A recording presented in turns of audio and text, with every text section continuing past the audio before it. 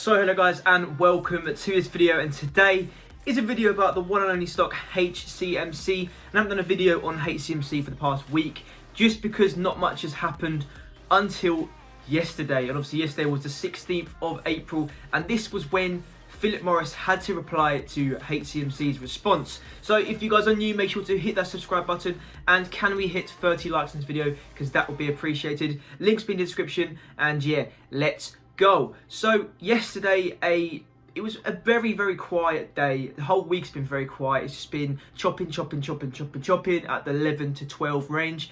And all of a sudden, the last 15 minutes of the whole day, maybe the last half an hour, it went up to 33%, as you can see here. It went up to 16, which we have not seen this number for a very long time.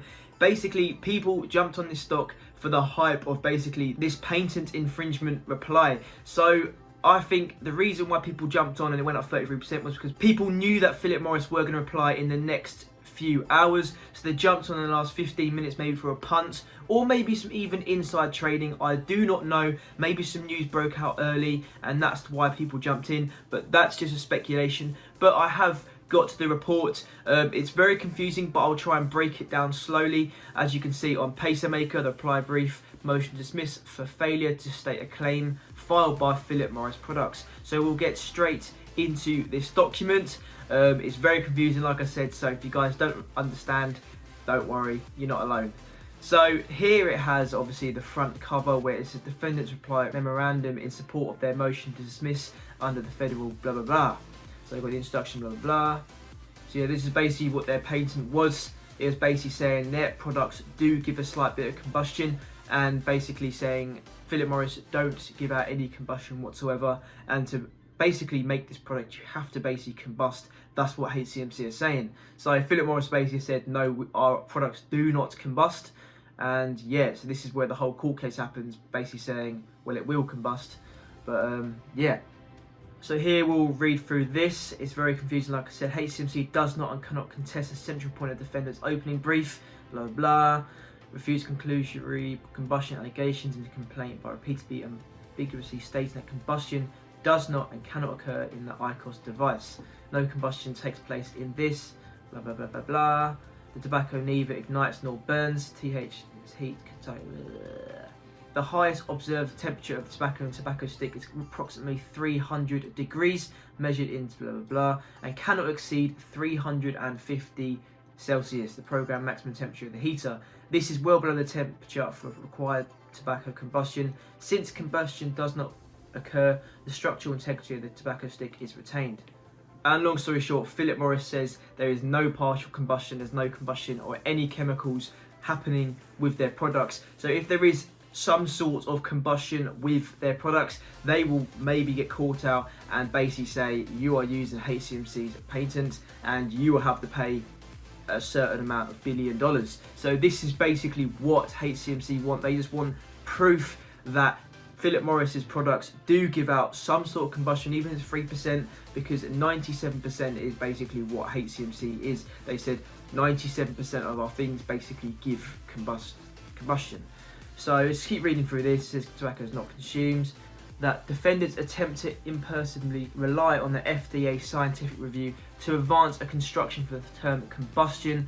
That is unquestionably disputed. Defendants advance no construction from that document, and there is no inconsistency between the use of the term combustion in their 170-degree patent, Exhibit J, blah blah blah, and the FDA scientific review in which the FDA validated the Exhibit J statement, saying HCMC mischaracterized defendant's brief by claiming it relies principally on the FDA scientific review. In fact, defendant's brief focuses on Exhibit J, the only document that plans blah blah blah blah blah. So basically, Phillip Morris are relying on the FDA scientific review, but the scientific review did not really give too much. So here's basically where we are seeing here. So limitations of the 170 patent in any event as explained in the opening brief. Exhibit J and the FDA scientific review use the term combustion in the same way that the 170 patent does, to refer to ignition or burning. And this is basically what HCMC want. They're looking for key terms from this Phillip Morris response. If they say combustion or pyrolysis, that will basically shoot Phillip Morris in the foot, because they basically gave it away that they do combust and are basically using HCMC's patent. So this is where they're just looking around for any sort of clue that they are basically sharing the same product. So it goes, the tobacco neither ignites nor burns. THS heats tobacco's temperatures below the level of combustion. In sum, HCMC's claim construction dispute is nothing of the sort. There is no disagreement between the parties regarding the meaning of the term combustion, and no discrepancy between its uses in the 170-degree patent and the documents that confirm the baselessness of the HCMC infringement. So I've just scrolled through all of this and not too much information has really happened. They're basically just saying, Philip Morris basically said, no, we still do not do anything. We don't use your products. We have not used any of your products. We're using our own products, basically. And saying, we don't combust. There may be a bit of combustion, but we don't combust at all. It's very confusing. They're basically just beating around the bush. They're not trying to give out too many clues.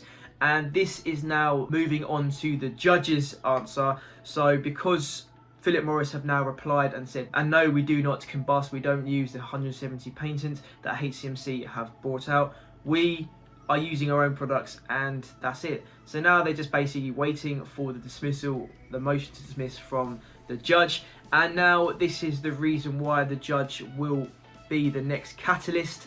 So we do not know when there'll be a hearing, because there could be a hearing, but we won't know when this next hearing will be. This will be up to the judge. The judge will reply and basically say, yes, Philip Morris are lying, or yes, they're telling the truth. But we'll find out. If there's a hearing, there'll be more documents coming out.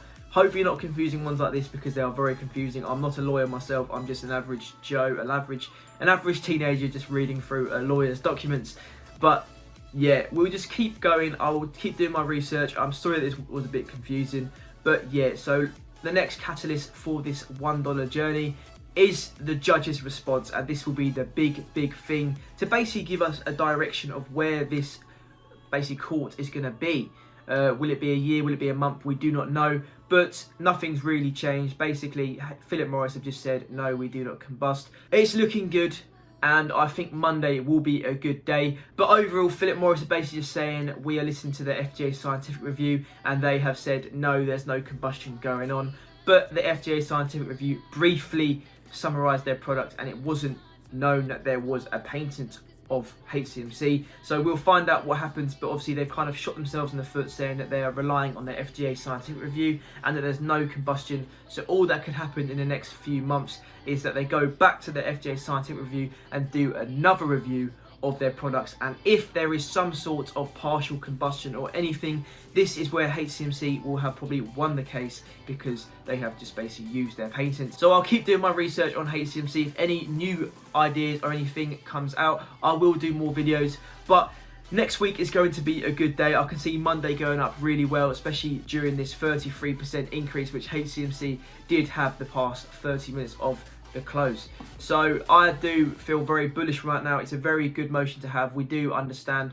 what's kind of going to happen, the journey of this court case, and yeah, so all we've got to do now, guys, is wait for the judge's response, which could be probably more than likely 2 weeks time, probably in May, but I will let you know when we have a date on this. But yeah, guys, so I hope you enjoyed this video. Let me know if you guys are still bullish or worried about this stock. Do you think this is a good document to have or not, or do you just think this was going to happen anyway? Because that's my opinion. It was going to happen anyway, but it's nice to see that they have basically said that FDA scientific review is where they've got the information from. So I hope you enjoyed this video, guys. Make sure to hit that subscribe button. Sorry that it was a very brief video. Obviously, like I said, it's a very hard document to understand, but yeah, I did try. So you guys, make sure to hit the subscribe button and leave a like, and yeah, peace out, people. See ya. Bye.